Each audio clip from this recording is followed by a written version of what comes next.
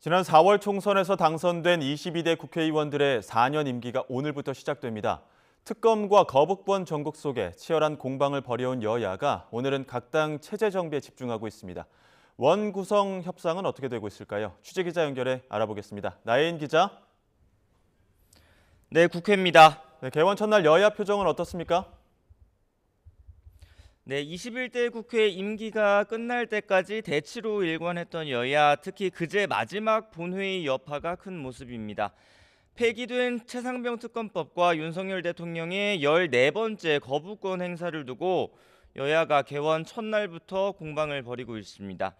국민의힘 황우여 비상대책위원장은 아침 YTN과 통화에서 윤 대통령의 거부권 행사는 삼권 분립의 한 축인 행정부의 수반으로서 정당한 권한이라고 옹호했습니다.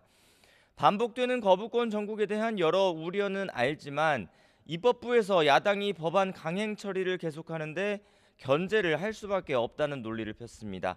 최상병 특검 역시 공수처의 수사 결과를 지켜봐야 한다는 입장을 고수했습니다. 반면 더불어민주당 장경태 최고위원은 YTN 라디오 인터뷰에서 최근 최상병 순직 당시 윤 대통령이 이종섭 전 국방부 장관과 통화한 기록이 공개됐다는 점을 부각했습니다. 새로운 내용이 계속 드러나면서 당시 수사 외압 의혹은 전방위로 확대될 여지가 생겼다며 규모가 작은 공수처보다는 특검을 띄워야 제대로 된 진상규명이 가능하다고 주장했습니다. 전세사기 특별법 등 윤 대통령이 거부권을 행사한 법안 역시 대안도 없이 반대만 하면 피해자들에게 어떤 답을 줄 수 있느냐며 답답하다고 말했습니다. 22대 국회 역시 범야권이 192석, 여당은 108석의 여소야대 지형으로 문을 엽니다. 한동안 대치 정국은 계속될 것으로 보입니다. 네, 그리고 민주당은 오늘 곧바로 최상병 특검법을 다시 발의한다고요?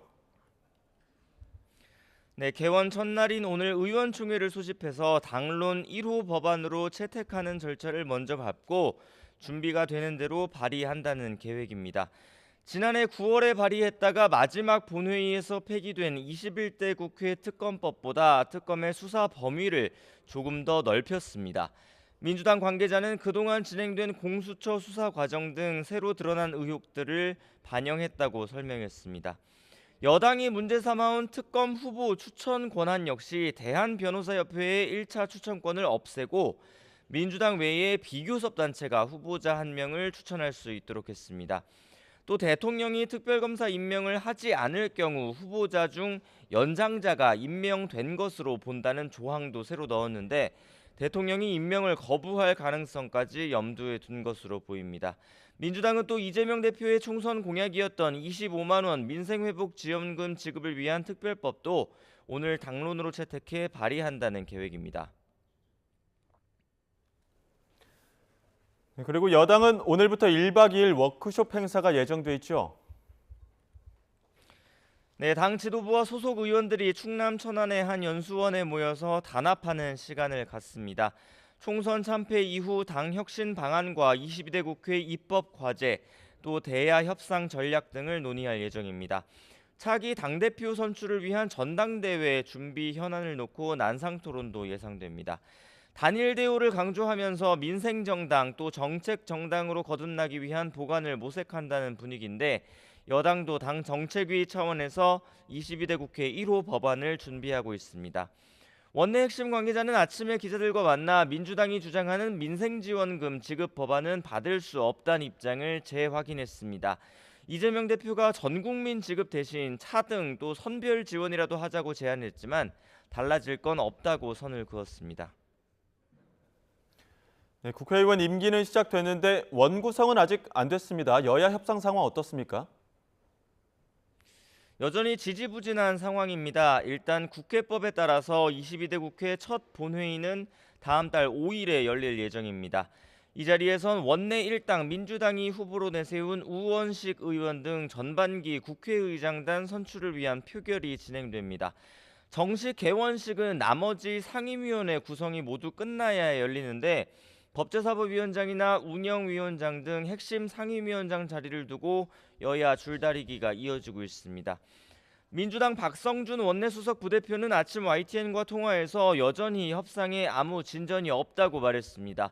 오늘부터 여당 워크숍이 예정돼 있어서 아직 회동 일정이 잡힌 것도 없다며 여당이 지연 전략을 쓰는 것 같다고 주장했습니다. 법사위와 운영위를 포함해 상임위원장 18명 가운데 11명은 민주당이 맡아야 한다며 협상이 안 되면 국회법을 준수하겠다는 입장에도 변화가 없다고 덧붙였습니다. 국회법상 원구성 시한은 다음 달 7일입니다. 반면 국민의힘은 법사위와 운영위원장을 다 가져가겠다는 건 헌정사를 다시 쓰겠다는 거라고 반발했습니다. 배준영 원내수석 부대표는 아침에 기자들과 만나 본회의 의사 일정을 주도하는 국회의장과 법안심사의 최종 관문인 법사위원장을 모두 야당이 맡으면 입법부는 통법부가 될 거라고 주장했습니다. 대통령실을 담당하는 운영위원장 자리를 달라는 건 역시 소수당이 국회의장 자리를 요구하는 것과 같다고 일축했습니다. 양당 모두 이 문제를 워크숍이나 의원총회에서 논의할 것으로 보이지만 당장 접점을 찾기는 어려워 보입니다. 지금까지 국회에서 전해드렸습니다.